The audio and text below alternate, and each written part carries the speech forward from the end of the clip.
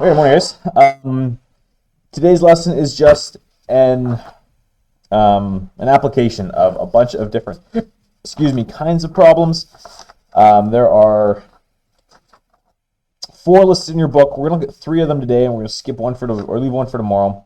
We'll do 3 of them in this lesson. We'll skip one for the next lesson, whenever that one happens to get posted. But it's all applications of the same stuff. It's looking at components of vectors to solve problems. So here we go. Various 2D force problems. We look at something like this guy here. We've got what's called the lawnmower problem.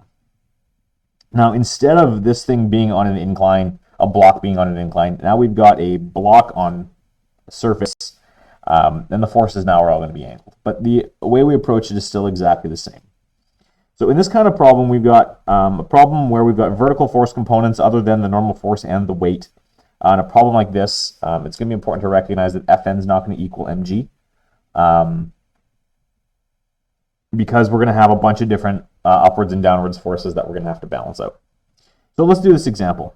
We've got a 50 kilogram lawnmower being pushed with 200 newtons of force at an angle of 20 degrees. We've got a coefficient of friction, and now let's just draw our free body diagram. We've got, as always, we've got gravity acting straight downwards. It's going to be 50 times 9.8, which is going to be 490 newtons. This surface is flat, so we're going to have Fn perpendicular to our surface.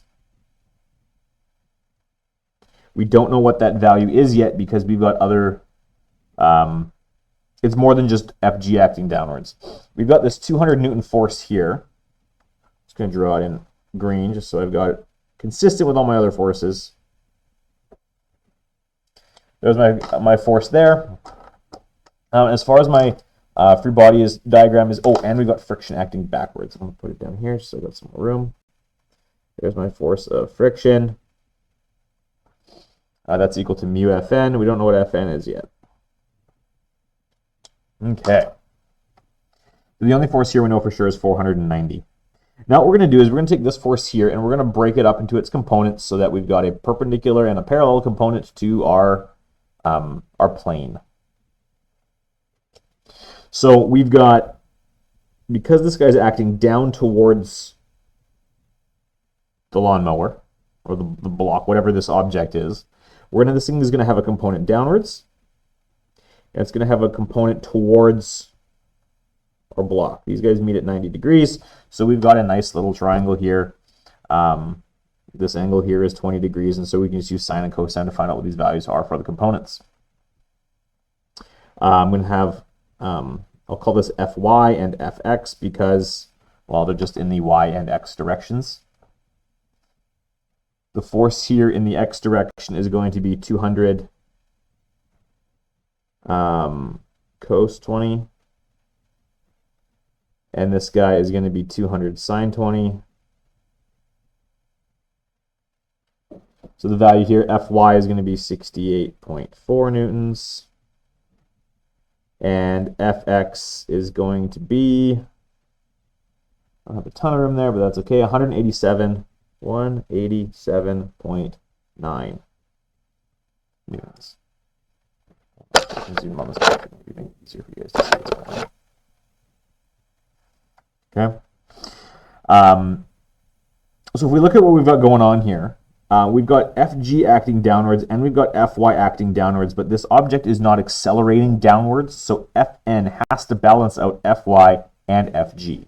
So Fn here is going to equal Fy plus Fg, which is going to be 68.4 plus 490, which means our Fn is going to be equal to 558.4 newtons. So now we can go find our friction. We know that force of friction is mu Fn, so that's going to be 0.1 times 55 or 558.4, which is going to give us a force of friction of 55.84 newtons. And now we've got all of our forces.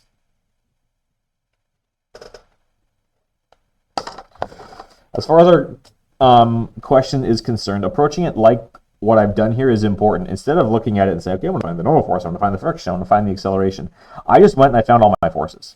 I happened to find Fn, and I happened to find the force of friction through that process.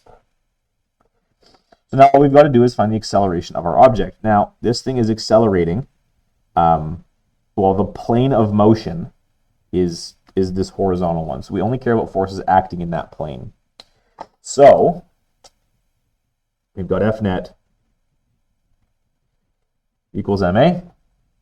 The forces acting in the direction of motion are Fx, and the force of friction. The force of friction is acting backwards, so it's going to be minus Ff equals ma. Let's put some values in here. So we're going to have 187.9 minus 55.84 equals 50a. If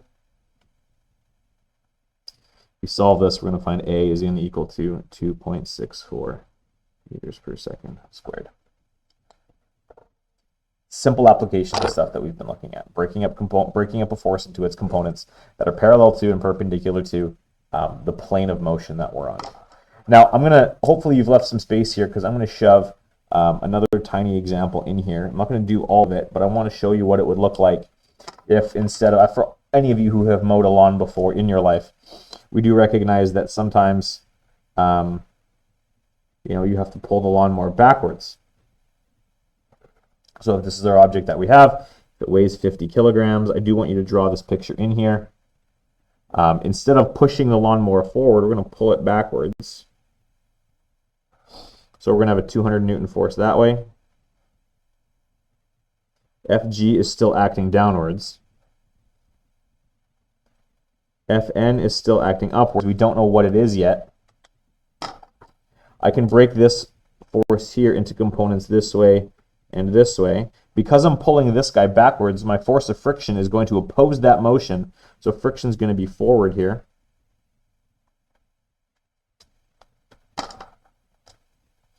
And I'm going to call this direction positive. In this question, I called that direction positive.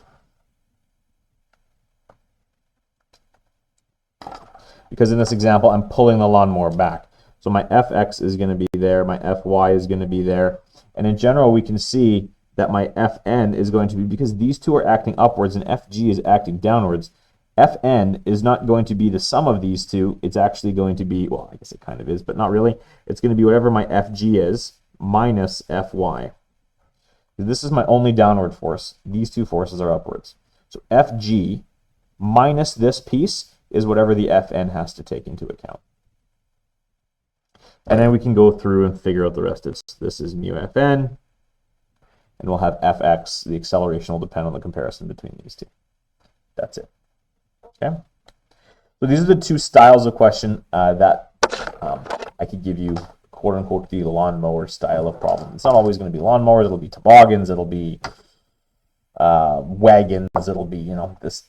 You're dragging something across the ground or pushing something across the ground, and your force is angled down on it or up from it, and that's it. Okay. We're going to skip example 2. We're going to move to example 3. Example 3 is problem style 2. It is another form of boat problem. So let's see what we've got going on here.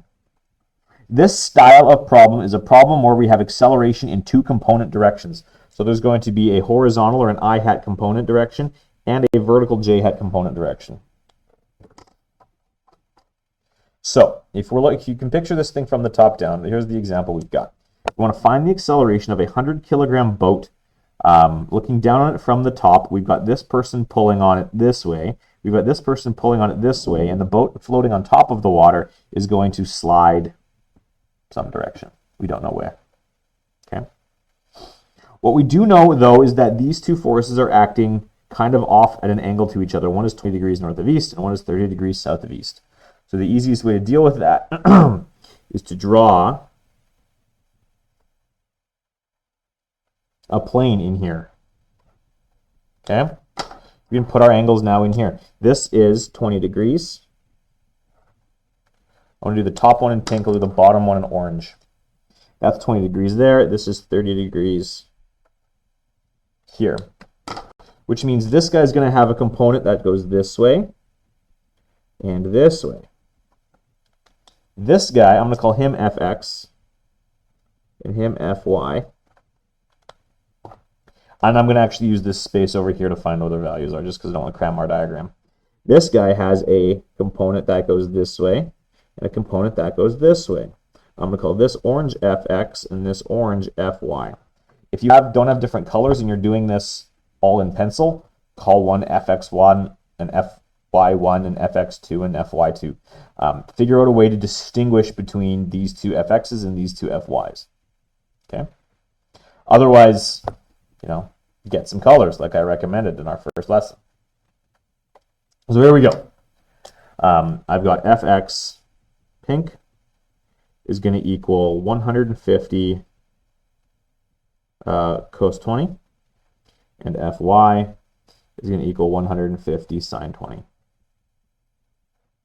These are going to have values of 140.95 newtons and 51.30 newtons. I'm going to have the same thing here in orange. I'm going to have an fx, which is going to be 300 cos 30, and an fy that's going to be 300 sine 30. This is going to be 259.81. Now, this one was to the right, this one was up, so these end up both being positive. This guy is to the right, so he's positive as well. This guy is downwards, so he is going to be negative. And this fy is going to be negative 300 sine 30, so that's going to be negative 150. Both of those are going to be measured in newtons.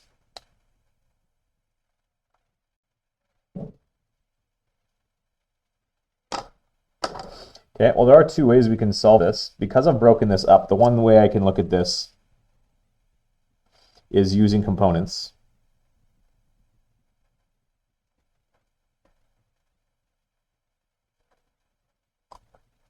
As I've broken this guy up already into components, we'll look at this.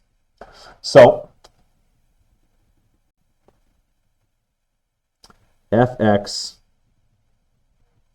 net is going to be 140.95 plus 259.81.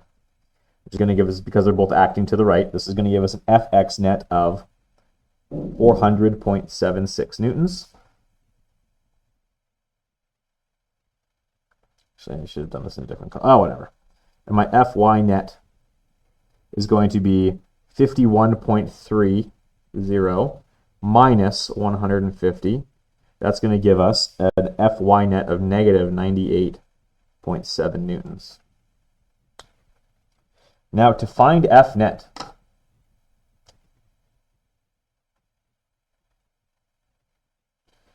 f net is going to equal 400.76 I hat minus 98.7 j hat newtons.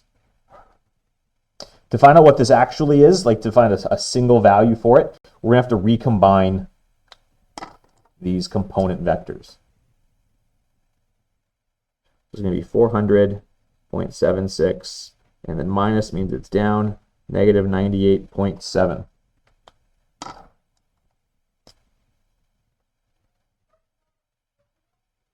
So there's my f net right here.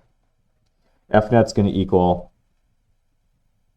the square root of 400.76 squared plus negative squared. That's going to give us an F net of 412.73 newtons. Now, some of you on this last test were adding components together and just adding these together. You can't do that. They're sides of a triangle, and so you have to add them together. When you're adding vectors together, you have to recombine them using Pythagoras. That's a right angle triangle. Okay. We can take this a step further, though. We can also find the acceleration. We know that F net equals ma. We haven't found the direction yet. We will go back and do that, but I want to jump straight to acceleration here. So F net equals ma. So A equals F net over m So A is going to equal 412.73 over the mass. The mass we're told was 100. So our acceleration is going to equal 4, and I'm going to round this to 4.13 meters per second squared. I just divided my Fnet vector by a scalar. We can do that. We've seen that already. Now, the direction here, theta, is going to equal the tan inverse of 98.7 over 400.76. So that's going to be 13.8 degrees, and that's going to be south of east. And because that's the direction of our force, it's also going to be the direction of our acceleration. So our acceleration is going to be 4.13 meters per second squared, 13.8 degrees south of east. Using components, we're done. Now, for those of you who like the slightly more advanced mathematics, we could also use sine and cosine law, which I'm going to do over here.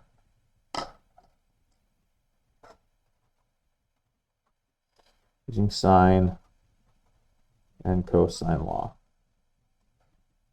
We could have just taken, instead of using components of these guys, we could have just taken our original forces. We could say, okay, well, we've got a force that's acting up this way. The angle there is 20 degrees. That's 150. And now we've got a 300 Newton force.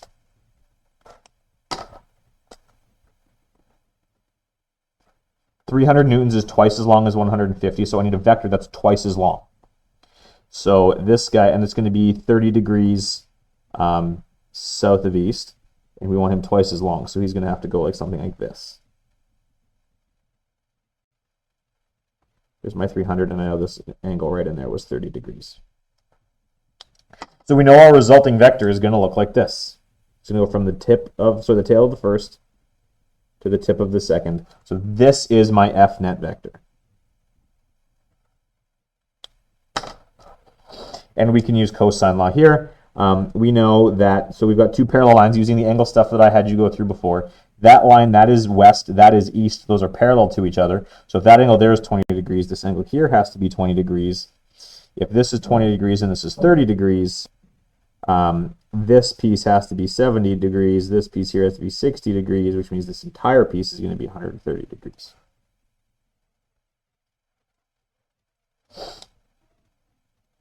Okay. When you use, and this, it's just this piece here that's 20 degrees. So we can use cosine law to find Fnet relatively easily, and you're going to get the exact same value. Now, when you use sine law to find the angle in the triangle, what you're going to find is this angle here. That's your angle theta. That's not the angle we want for the direction of Fnet. The angle that we actually want for the direction of Fnet is this guy here. So this is going to be theta minus 20, right in there. Really straightforward. If you're cool with the drawings, it's actually a lot quicker. And if you're cool with the angle relations, it's much easier. If the slightly more advanced mathematical reasoning is not your jam, components are really hard to screw up. It's an easy way to do it as well. It's just a lot more work. So pick a method that works for you. If you're struggling with either one of these and you've decided that that's what you want to work with, please come get help. Flip the page. This static equilibrium problem, we're actually going to skip till tomorrow, because tomorrow's lessons, or skip till next lesson. Because the entire next lesson, if we flip ahead, is all about static equilibrium. So I'm just going to start the next lesson with this guy here. So flip the page. We're going to look at what's called the accelerometer problem. So the accelerometer looks like this. You've got an object hanging inside of a moving object. This object is accelerating. Okay? Acceleration is this way.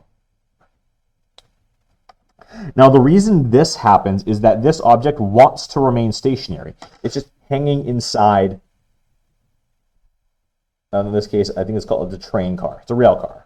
Okay? So you have an object hanging inside. If the rail car is not moving, that object's just going to hang straight down. As the rail car accelerates forward, the object is just going to hang there until this rope starts to pull it. So there's going to be some, I mean, if you can picture it, it's hanging here straight down, and then as the rail car goes forward, this starts to increase, and then like the angle it's at starts to increase, and then eventually it's going to start to get dragged forward. All of this happens very, very quickly. We don't, if you were to see this actually happening, you wouldn't see it you wouldn't see it necessarily staged like this.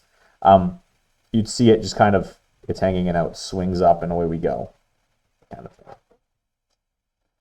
So in this kind of question, we want to find the acceleration of the rail car that's going to keep the pendulum, this thing hanging inside here, at that angle there.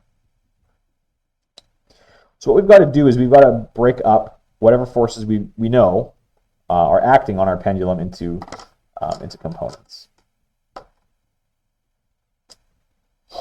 So I've got an FG straight downwards. I'm going to draw it larger so I can get past the diagram so it's not quite so messy. I've got FG here equals mg. Now I do not know the mass of the pendulum. That's okay. We know that Fg equals mg, and we can use it. We can go for it. Now, there is a tension acting up this way. Okay? Because there is some string or cable or whatever holding this pendulum here. Could be a rod, it doesn't matter. We'll call this a tension force. This tension force can be broken up into its components. There's going to be an Fty and an Ftx.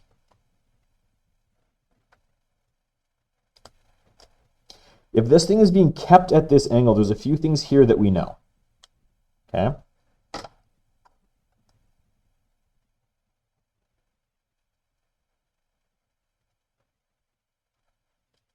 The pendulum stays at the angle it's at.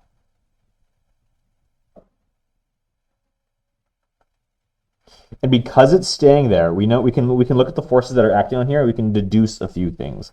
We know, first of all, if this thing is staying here, that means my upwards and downwards forces have to be balanced with each other.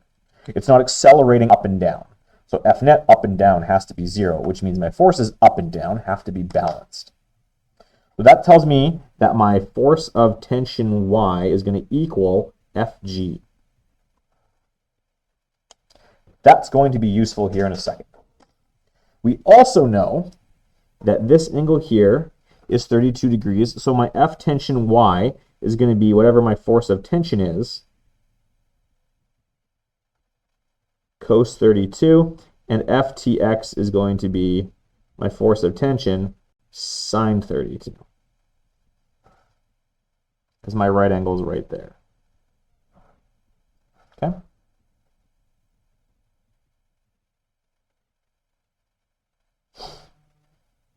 So we're missing a whole bunch of values, but that's okay. The hardest part of this for you guys, I know, is going to be to push on even though there are no values. I don't know why this is so hard, but this is something you're going to have to do. Just keep going, and you're going to see some stuff that falls down here. So we know that this is accelerating to the right. We've got F net equals ma. The only force or piece of force acting in the direction of motion is this Ftx piece here. So we're going to have Ftx is going to equal ma. That tells me that Ft sine 32 is going to equal ma. Okay? So I've got that piece there. I also know that Fty equals Fg, so that means that Ft, my force of tension, cos 32, is going to equal mg. So I've got this equation here, and I've got this equation here.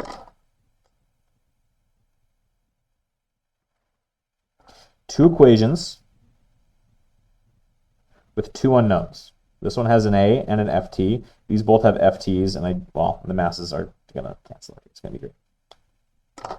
So I'm going to isolate for one, and I'm going to shove it into the other. I want to find the acceleration, so I'm going to isolate this one for Ft and plug it into the other equation. Ft is going to equal mg over cos 32. And I'm going to take this and I'm going to insert it up here for ft. You're all math 12s, or at the very least math 11s, so this should not be hard for you. So I've got mg sine 32 over cos 32 equals ma. Look at this beauty here. If I divide by m both sides, it's going to cancel there, and it's going to cancel there. It doesn't actually matter what the mass of my pendulum is, which is beautiful. I just know that my acceleration is going to be equal to 9.8 sine 32 over cos 32, which we actually know is tan 32, but that doesn't matter. My acceleration here is going to be 6.12 meters per second squared. That is the acceleration required to hold, and that's a fairly large acceleration for a rail car, to hold that pendulum right there. And we're done. If my acceleration is equal to 0, this thing would hang straight down. Okay.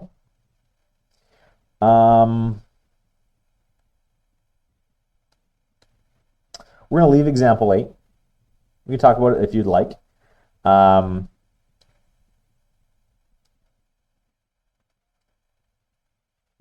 yeah, no, that's it. So the questions I want you to work on, flip the page. I want you to try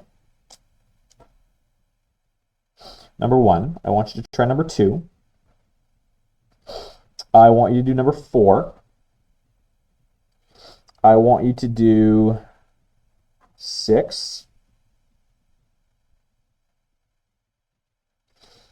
I want you to do 7. And I want you to do, no, that's it. That's it. The rest are going to be part of the next lesson. So give this stuff a shot. It's just applications of the two-dimensional component stuff that we've seen already. Yeah, shouldn't be too bad. Good luck.